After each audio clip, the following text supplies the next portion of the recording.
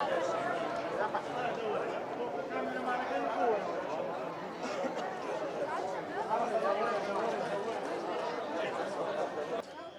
ئیمڕۆ لێرەن بۆ ئیدانەکردنی هێرشەکانی تورکیا بۆ سەر باشووری کوردستان بە چاوساقی قەدەپە و بارزانیەکان بۆ سەر گەلی کورد. شەرمەزاریچە بۆ کوردێک کە ئێستا ئالەم مەرحەلە لەم کایە سیاسیەوە کە ئاوای نەبکاتەوە بێتە پاڵی دژمنەکانی بۆ گەلی کورد. هیوایچمان ئەوەیە کە سەرکەوتن بۆ فیداییانی گەل و نیشتیمانمان هەیە و گریلاکە ئەو گریلانی سەرشاخ کە خۆیان فیدای گەل و کورد و کوردستان کردووە.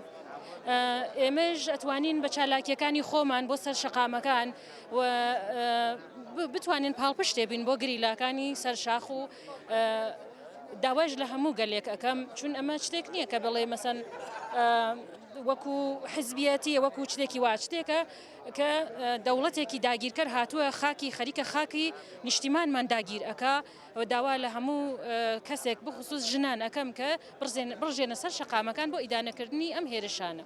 ئێستا ئێمە هەر کەسێک کە بتوانێ کە چەک هەڵگری ئەتوانێ بڕواتە شاخەکان دژی داگیرکەرەکان ئەوانشە کە ناتوانن چەک هەڵگرن ئەتوانن لەسەر شەقامەکان بە هەڵکردنی ئاڵایە بە شعارێکە بیدەن ئەتوانن ناڕزایی خۆیان دەرببڕن دژ بە ئەم داگیرکاریە.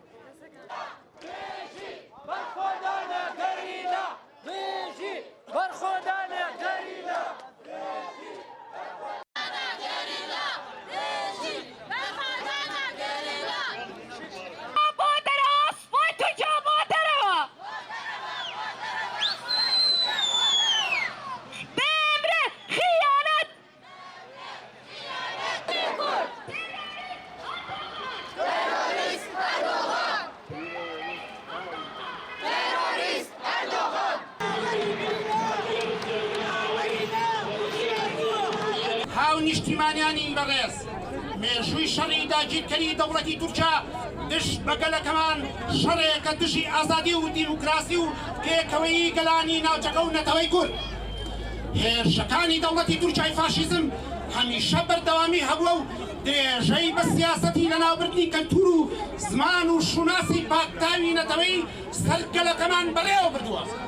هیچ کات نەسڵەمیوەتەوە لە جینۆساید و کوشتنی مرۆڤی کورد هەرگیز دوودڵ نەبووە لە کاولکردنی گوندەکان و شار و شارۆچکەکانی کوردستان. هەرچەند بۆی بکرابێت سووتاندن و کاولکردنی کوردستانی بە بنەما گرتووە. لە ڕۆژ ئاوای کوردستان و باشوور و باکوورەوە سیاسەتی نەژاد پەرستانەی پیادە ئەکات لەسەر گەلەکەمان. هەمیشە پلانی شەڕان خوازانەی هەیە و درێژەی دژی ئاشتی و وەستاوەتەوە. بەڕێزینە تورکیای ئاک پارتی و مەهابەیە ئەمڕۆ وەک دوژمنێکی ستەمکار و بێنرخ بەردەوامی بە شەڕ ئەدەن، درێژە بە داگیرکاری و سڕینەوەی نەتەوەکەمان ئەدەن.